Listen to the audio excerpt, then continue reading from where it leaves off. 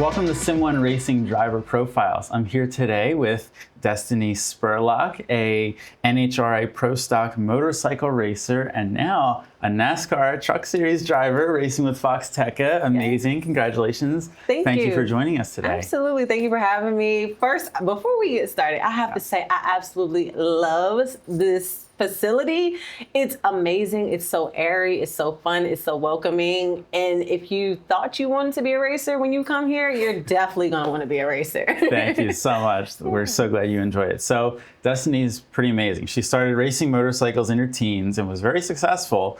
She was not only the second Black woman in history to compete in the NHRA Pro Stock motorcycle class, but she also set a record of 178 miles per hour in 7.32 seconds on the quarter mile. That's fast. Thank you. And it's funny because when I set that record, that was on a completely different motorcycle from the Pro Stock bikes. Really? So that motorcycle that I set the record on, that it did not have wheelie bars. It did not have a big car tire on the back. It was like a motorcycle that you buy from the store and just made it a little longer, and that's it. So. Wow, amazing. That's really cool. So tell us a little bit about yourself and what initially got you into motorsports. I always say it's my parents and my grandparents' fault. They bought me a Barbie Corvette before I could walk, okay? Couldn't even talk, none of that. So I kind of feel like I had that need for speed in me before I even knew. I asked for a go-kart at 5 years old. My dad got me one. And I would always watch NASCAR with my poppy, who was my grandfather. And like we grew up 2 miles from the racetrack, Richmond International Raceway. So I loved NASCAR before I even knew what it was. And then what got me into drag racing is my godfather. He drag raced. I went to the racetrack at 12 years old with him, and I turned 16. I said, Mom, I want to drag race. So she bought me a motorcycle. I raced that for about 2 months, and then BMW had their S1000RR, which is their first sports bike. I ended up setting the record on that. And once that happened, I said, okay, we're gonna race in Pro Stock motorcycles. Like, let's do this. I had always wanted to race in NASCAR, but I just didn't know how, because either you have to be born into it or you have to have the money. And I didn't have either, so I stuck with motorcycle drag racing. And now we're here today. Thank you to FoxxTecca, because they're the reason this has all happened. Amazing. That's really cool. So what, when you started with the motorcycle racing and you were really successful with that, when did you make that shift? I know earlier I was watching the YouTube video how you were driving trucks, and then how did you make that shift into being a racer full time? Was that after you went to NASCAR, or was that while you were still doing the motorcycles? Oh no, so I still do motorcycles still to this day. Oh, right, yes. Right, you're right. Yep. So the video you saw was my documentary, Driven by Dystany, Road to NASCAR, and FoxTeca came along, and they're the ones who catapulted this opportunity. I had 2 other opportunities years ago. One, the deal just fell through, and the other one, COVID came. So FoxTeca, Chris and Kelly, I met them about 5 years ago. They always say, you're a unicorn. If we can make this happen for you, we're going to do it. And that's what prompted them to call me and say, hey, found a spot in North Carolina. It's time to go racing NASCAR. I'm like, okay, let's do it. Yeah, that's amazing. That's awesome.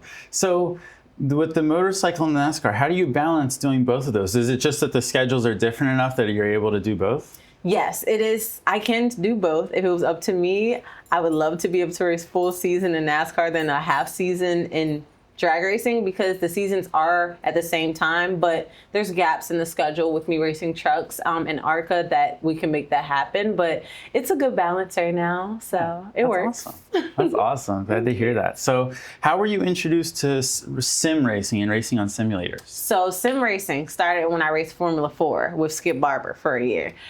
And yeah, nobody really knows that. No, actually, it's funny that you say that, because about 2 weeks ago, we had a driver who raced Skip Barber Formula 4, like about 2 or 3 weeks ago. I love that. Yeah, very cool. Yeah, so with that, you don't get to practice until you get to the race. And I didn't have a sim, so I went down to a sim studio down in Richmond, and I was like, I have to learn these tracks. So what better way to do it than on the sim? And that's when I was first introduced to it. That's really cool. Do you have a sim racing set up at home? I don't.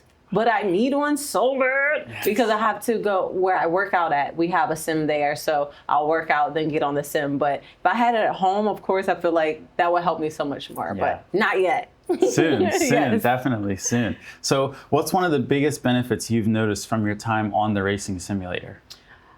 that I don't have to learn the track as I'm practicing, you know, because sometimes we only get 15 minutes to practice in the car or the truck before the race. So with me being on the sim, I can work on my racecraft on there and pretty much do everything I could without having to actually be in the car or the truck at the track. Yeah, definitely. We've heard that's a trend that we've noticed is a lot of drivers talk about how the sim can help you learn the track, the line, the turns and everything. And then when you get there in real life, it's like adapting almost just to what it really is, you know? Like I'm sorry, Yeah, no. but like Watkins Glen, because I raced that last week. When I say I didn't have to learn any of the track, I knew every turn, where I needed to be. So the sim helped tremendously for that. That's amazing. That's very cool. Watkins Glen is like one of my favorite tracks. I'd love to go there someday. How was your experience there? By far, I would say it's my second favorite track. First one's Coda, but Watkins Glen, amazing. Because you can, just like you can carry so much speed, you can be flat out pretty much in these cars at Coda. Same thing at Watkins Glen. And you don't think it's going to happen because it's so narrow, but you just stay committed and you're like, okay, it's holding. Yes, let's go. I love it. That's amazing.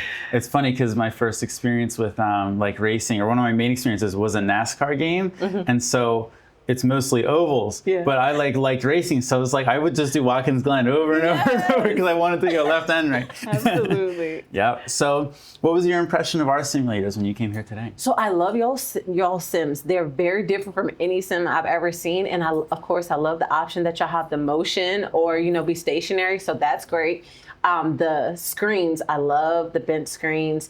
Everything was very smooth. I like how you can adapt the pressures and the pedals and move the seats and up and down ratio for the steering wheel. But I love them, definitely. And they're very comfortable. Yes. Yes. That's awesome. I'm glad to hear that. So, and then lastly, just to kind of wrap up, you know, it's one thing to set times on the simulator, you know, going out and actually racing in the real cars, you know, there's a lot of variables involved in that. And then again, with racing, there's a lot of variables. And so things don't always go your way. So how do you deal with difficulty and adversity in your career? I feel like, because it's so funny because people, they're like, how old are you? You're 34? Like, you're old. Like, how are you just getting into this? But honestly, I feel like I'm thankful that this didn't happen until now, because I had to overcome so many challenges and so go through so many adversities. So when the challenges come, I handle them completely different now as to I did when I'm in my early 20s.